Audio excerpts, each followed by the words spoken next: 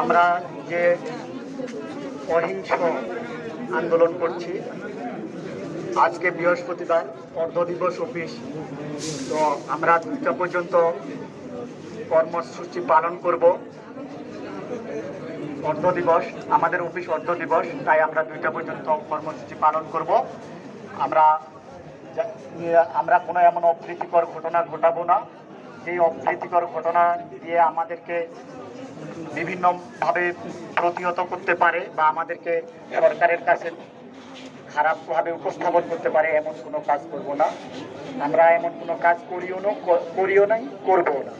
তো আপনারা ছোট ছোট আকারে বসে আপনাদের দাবিগুলো নিয়ে কথা বলতে পারেন।